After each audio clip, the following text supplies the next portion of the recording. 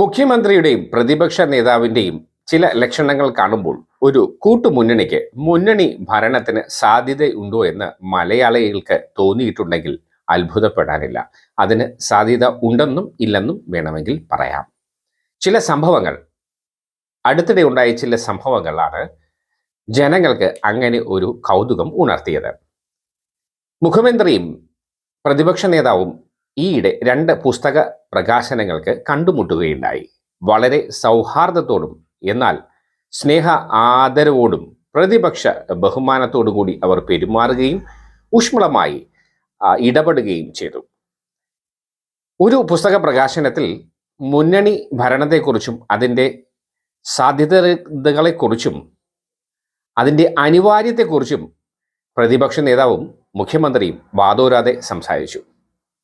വളരെ കണിശവും വ്യക്തവുമായി തന്നെ പ്രതിപക്ഷ നേതാവ് വി.ഡി. സതീശൻ പറഞ്ഞു, മുന്നണി ഭരണം എന്നുള്ളത് ഒരു യാഥാർത്ഥ്യമാണ്. ലെഫ്റ്റ് എന്നോ റൈറ്റ് എന്നോ ഡെമോക്രാറ്റിക് എന്നോ ഒന്നുമില്ല, ജനാധിപത്യം എന്നോ ഒന്നുമില്ല, ഒക്കെ ഒരു കൂട്ടുമുന്നണിയാണ്. വ്യക്തമായി തെളിയിക്കുന്ന വീഡിയോ ചിത്രത്തിലേക്ക് പ്രിയ പ്രേക്ഷകർക്ക് സ്വാഗതം.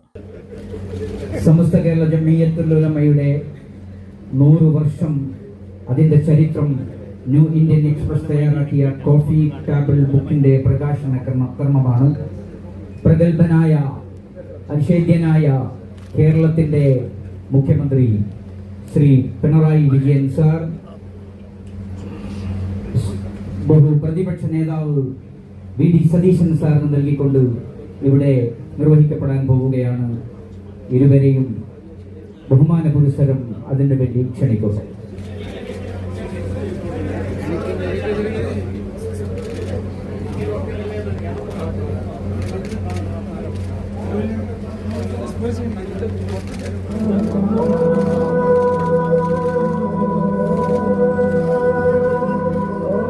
മുഖ്യമന്ത്രി പിണറായി വിജയന്റെ വാക്കുകളിലേക്ക് കാതോർക്കാം. മുന്നണി രാഷ്ട്രീയത്തിന്റെ രൂപീകരണമാണ്. പിൽക്കാലത്ത് ഇതേ മാതൃകയിൽ ദേശീയ തലത്തിൽ തന്നെ മുന്നണി രാഷ്ട്രീയം അംഗീകരിക്കപ്പെട്ടു. രാജ്യത്തിൻ്റെ പൊതുവികസന കാര്യത്തിലും ആസൂത്രിത പുരോഗതിയിലും അസമതുലിതാവസ്ഥ സൃഷ്ടിക്കുന്ന വിധം ഭരണഘടനയുടെ ഫെഡറൽ സംവിധാനത്തിന് കോട്ടം തട്ടിക്കുന്ന ഒട്ടനവധി നടപടികൾ ഉണ്ടാവുന്നത് എല്ലാവർക്കും അറിയാം. അങ്ങനെ നിഷേധാത്മകമായ കാര്യങ്ങൾ ഒരു വശത്ത്, മറുവശത്താകട്ടെ നിയമസഭാ ഉപസമിതികൾ എന്ന കേരളത്തിൻ്റെ സങ്കല്പം പാർലമെൻറ്റിലടക്കം നടപ്പാവുന്ന പോസിറ്റീവ് മാതൃകകളുമുണ്ട്.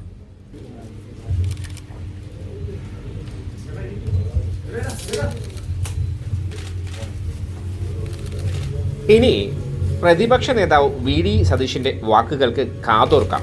അദ്ദേഹം അദ്ദേഹത്തിന്റെ ഗുരുവായ ലീഡറിനെയും ഒപ്പം ഇവിടെ ഓർമ്മിപ്പിക്കുന്നു.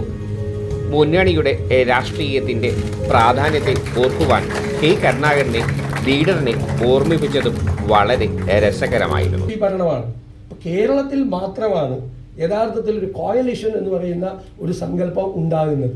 ഇന്നിപ്പോൾ രാജ്യത്തും ലോകത്തിന്റെ വിവിധ രാജ്യങ്ങളിലും കോയലിഷനാണ്. നിങ്ങൾ പല രാജ്യങ്ങളും പരിശോധിച്ചാൽ ലെഫ്റ്റും റൈറ്റും എല്ലാവരും കൂടി ഒരുമിച്ചാണ് ഭരിക്കുന്നത്. വെറുതെ പറയുകയാണ് ഡെമോക്രാറ്റിക് ആണ്, റൈറ്റ് ആണ്, ലെഫ്റ്റ് ആണ്, കൺസർവേറ്റീവ് ആണ്, ഒന്നുമില്ല, എല്ലാം ഒന്ന് തന്നെയാണ്. വിദേശ രാജ്യങ്ങളിലൊക്കെ പോയാൽ നമ്മൾ ലേബർ പാർട്ടി, കൺസർവേറ്റീവ് പാർട്ടി, ഒരു വ്യത്യാസമില്ല. നമ്മൾ അത്ഭുതപ്പെടും. ഇവിടെയും വ്യത്യാസങ്ങൾ കുറഞ്ഞു വരികയാണ്. പിന്നെ ഇതെല്ലാം ചേർന്നിട്ടുള്ള ആ ഒരു കോയലിഷൻ എന്ന് പറയുന്നത് മുമ്പോട്ട് വയ്ക്കുന്ന ഒരു വലിയൊരു ആശയം ഇന്ന് രാജ്യത്തിനും ലോകത്തിനും അത് ഏറ്റെടുക്കേണ്ടി വന്നു. അതൊരു കലയാണ്. കോയലിഷൻ കൊണ്ടു നടക്കുക എന്ന് പറയുന്നത് ഒരു കലയാണ്. ഞാനൊരു കോളേജ് വിദ്യാർത്ഥിയായിരുന്നപ്പോൾ ശ്രീ കെ കരുണാകരൻ്റെ കാറിൽ കയറി എന്നെ ഒരു ദിവസം ഗുരുവായൂരിലേക്ക് കൊണ്ടുപോയി. കോളേജ് വിദ്യാർത്ഥിയായിരിക്കുമ്പോൾ അന്ന് ഞാനിങ്ങനെ കുറേ സംശയങ്ങൾ ചോദിച്ചു. അതിന് കുറേ കാര്യങ്ങൾ എന്നോട് പറഞ്ഞു തന്നു. ഈ കോയലിഷൻ എന്താണ്, ഇത് അതുവരെ ഞങ്ങളൊക്കെ എതിരാണെന്ന്, ചെറുപ്പക്കാരായിട്ടുള്ള ആളുകളൊക്കെ ഈ ചെറിയ പാർട്ടികളെയും ഒക്കെ ഇങ്ങനെ ആളുകളെയും വ്യക്തികളെയൊക്കെ ചേർത്ത് നിർത്തി മുന്നണി ഉണ്ടാക്കുക, അവർക്ക് മന്ത്രിസ്ഥാനം കൊടുക്കുകയൊക്കെ ചെയ്യുന്നതിന് ഞങ്ങളൊക്കെ എതിരാണ്.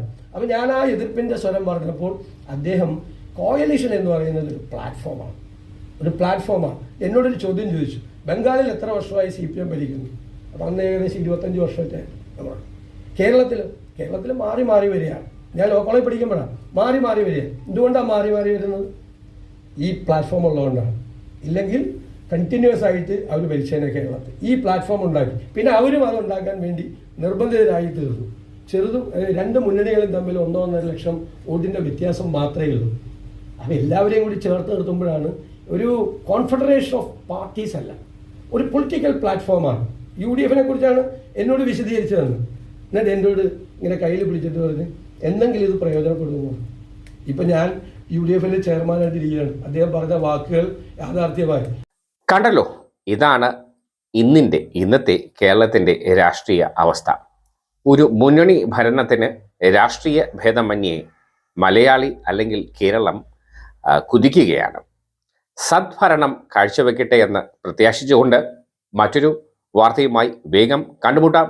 അതുവരെ ഏവർക്കും ഇഫക്ട് ന്യൂസിൻ്റെ എല്ലാവിധ നന്മകളും നേരുന്നു.